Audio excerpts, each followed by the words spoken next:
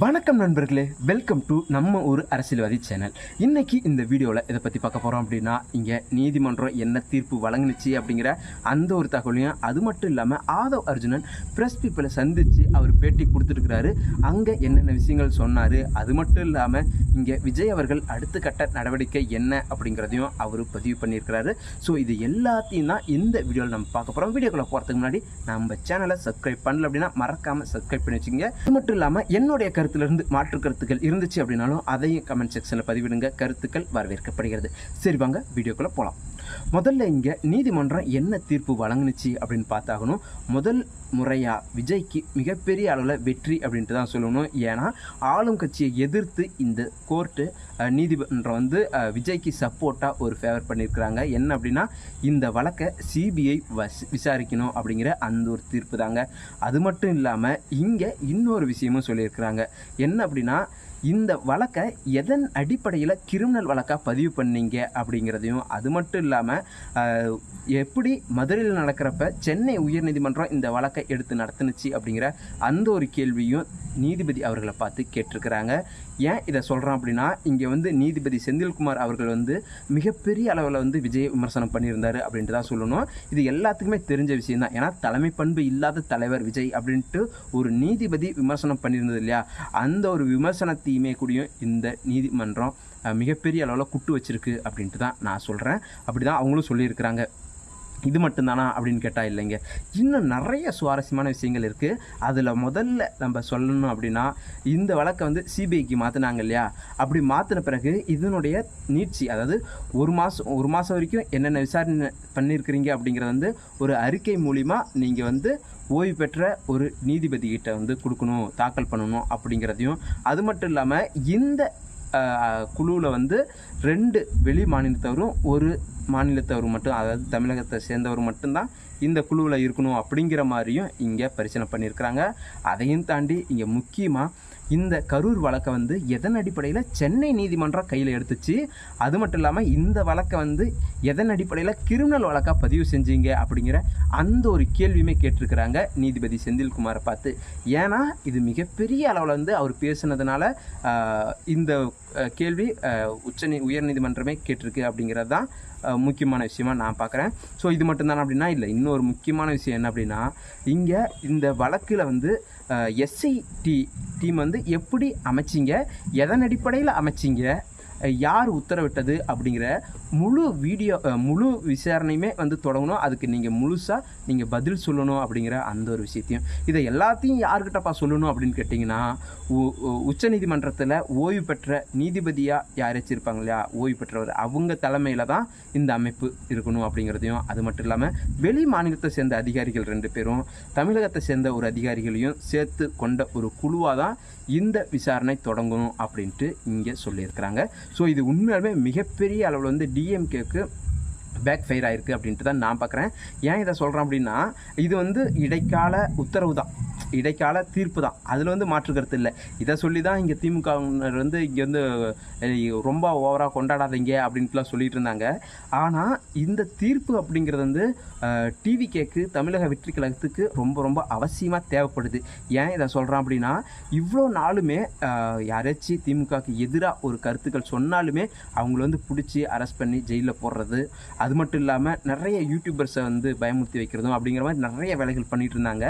முழுக்க இது டிவிக்கே தான் இந்த கரூர் சம்பவத்துக்கு பொறுப்பு ஏற்றுக்கணும், அவங்களால தான் இந்த உயிர்கள்லாம் போணுச்சு அப்படிங்கிற மாதிரி மிகப்பெரிய அளவில் மீடியாக்களை கட்டவிழ்க்கப்பட்டது அப்படின்ட்டு தான் நம்ம எல்லாருமே பார்த்த ஒரு விஷயந்தான். ஸோ அப்படி இருந்த ஒரு விஷயத்தை இவங்க நீதிமன்றம் மூலிமா நாடி அப்படிலாம் எதுவுமே கிடையாது அப்படிங்கிற மாதிரியும், இது மாதிரி எப்படி நீங்கள் இந்த எஸ்ஐடி டீம் அமைச்சிங்க அப்படிங்கிறதுக்கெல்லாம் நிறைய கேள்விகள் கேட்டிருந்தாங்க.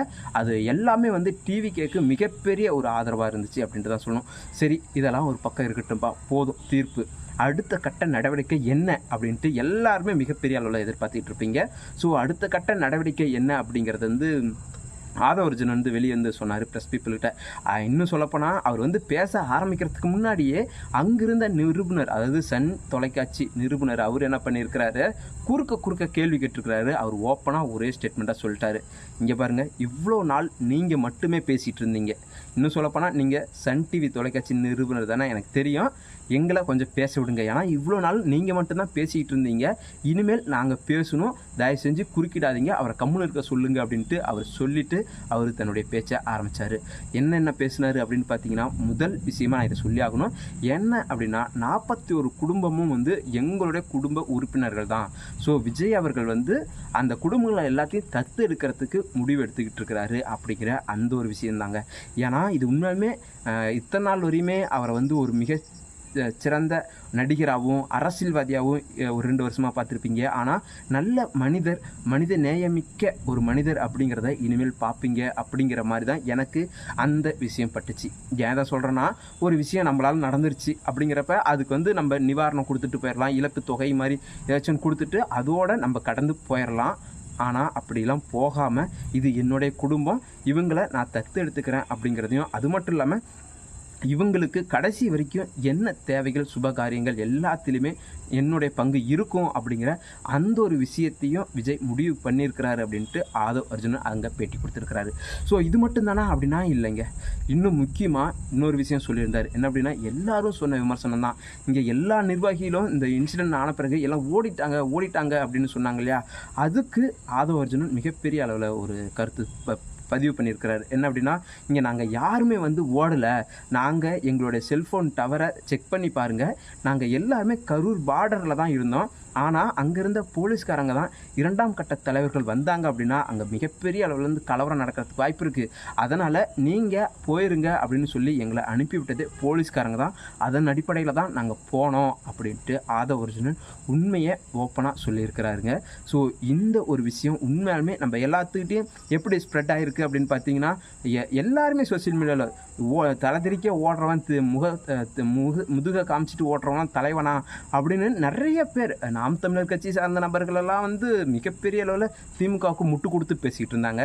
ஸோ அப்படி அவன்கிட்ட பேசின வாயெல்லாம் அடைக்கிற விதமாக தான் அவருடைய பதில் இருந்துச்சு அப்படின்ட்டு தான். ஏன்னா அவர் ஓப்பன் ஸ்டேட்மெண்ட்டாகவே வைக்கிறாரு, எங்களுடைய டவரை செக் பண்ணி பாருங்கள், எங்களுடைய ஃபோன் எல்லாம் ஆனில் தான் இருந்துச்சு, எங்களுடைய சிக்னல் டவரை செக் பண்ணிங்கனாலே தெரிஞ்சிடும் நான் சொல்கிறது உண்மையாக பொய்யா அப்படிங்கிற அளவுக்கு அவர் சொல்லியிருக்கிறாருன்னா அதுலேருந்தே தெரியும் நம்ம உண்மைதான் அப்படிங்கிறது. ஸோ இப்படி ஒரு பக்கம் போயிட்டுருக்கிறப்ப இன்னொரு விஷயம் நான் சொல்ல மறந்துட்டேன். என்ன அப்படின்னா, இங்கே சிபிஐ விசாரணைக்கு வந்து மாற்றணும் அப்படின்ட்டு பாதிக்கப்பட்ட குடும்பத்திலேருந்து 2 பேர் வந்து மனு தாக்கல் பண்ணியிருந்தாங்க அப்படின்னு சொல்லியிருந்தாங்க. ஆனால் இன்றைக்கி அவங்கள்ட்ட கேட்குறப்ப நாங்கள் அப்படிலாம் எதுவுமே சொல்லலை, இன்னும் சொல்லப்போனால் எங்களுக்கு தெரியாமல் கையெழுத்து வாங்கிட்டு போயிட்டாங்க அப்படின்ட்டு அந்த நபர்கள் வந்து பேட்டி அளிச்சிருக்கிறாங்க. ஸோ இது எல்லாமே நீதிபதி அவர்களுடைய பார்வைக்கு போயிட்டு தான் இருக்குது. ஏன்னா இங்கே வந்து பிறல் சாட்சி அப்படின்னு ஒரு விஷயம் நடந்திருக்கு. இது வந்து திமுகவுக்கு வந்து புதுசுலாம் இல்லை. ஏன்னா இவ்வளோ பெரிய சம்பவத்தையே முழுக்க டிவிக்கே தான் காரணம், அவங்களால மட்டும்தான் இது நடந்துச்சு அப்படின்ட்டு இவ்வளோ ஒரு அப்பட்டமாக ஒரு பொய் சொல்லி மக்கள் மனசில் வந்து ஒரு தவறான கருத்தை விதைக்கிறப்ப இதெல்லாம் அவங்களுக்கு வந்து சர்வசாதாரண விஷயம். ஸோ இதையும் விசாரணை செய்யணும் அப்படின்ட்டு நீதிபதி அவர்கள் வந்து உத்தரவிட்டிருக்கிறாங்க. ஸோ இது மாதிரி நிறைய விஷயங்கள் இன்னும் சொல்லப்போனால் அடுத்த கட்டமாக தன்னுடைய ஆட்களை கூப்பிட்டு விஜய் அவர்கள் வந்து கரூருக்கு எப்போ போகிறது அப்படிங்கிற முடிவையும் இப்போ எடுத்துக்கிட்டு இருக்கிறாரு. கூடிய விரைவில் அவங்கள எல்லாத்தையுமே ஒரு தனியார் திருமண மண்டபத்தில் வச்சு சந்திக்கிறதா இருக்குது. அதில் வந்து மீடியாக்கள் யாருமே, வெளியாட்களில் யாருமே அலோடு இல்லை அப்படிங்கிற அந்த ஒரு விதியும் இங்கே விதிக்கப்பட்டிருக்கு. ஸோ இப்படி நிறைய விஷயங்கள் வந்து இந்த நீதிக்கு பிறகு, அதாவது இந்த தீர்ப்புக்கு பிறகு நடக்குது. இன்னும் சொல்லப்போனால் தலை நிமிர்ந்த தமிழக வெற்றி கழகம் அப்படின்ட்டு தான் நான் பார்க்குறேன். அபாடனமாக ஒரு பொய்யை வழக்கை பதிவு பண்ணாங்க அப்படின்னா கண்டிப்பாக அது வந்து ரொம்ப நாளைக்கு நிலச்சி நிற்காது அப்படிங்கிறதுக்கு இது மிகப்பெரிய ஒரு உதாரணம் அப்படின்ட்டு தான் நான் பார்க்குறேன். நீங்கள் எப்படி இந்த ஒரு தீர்ப்பை பார்க்குறீங்க அப்படிங்கிறதையும், அதையும் தாண்டி விஜய் அடுத்த கட்டமாக செய்கிற வேலைகள் உங்களுக்கு ஏற்புடையதாக இருக்கா இல்லையா அப்படிங்கிறதையும், அதையும் தாண்டி என்னுடைய கருத்துக்களில் இருந்து மாற்று கருத்துக்கள் இருந்துச்சு அப்படின்னாலும் அதையும் கமெண்ட் செக்ஷனில் பதிவிடுங்க. கருத்துக்கள் வரவேற்கப்படுகிறது. மறுபடியும் இன்னொரு பதிவில் சந்திப்போம். நன்றி, வணக்கம்.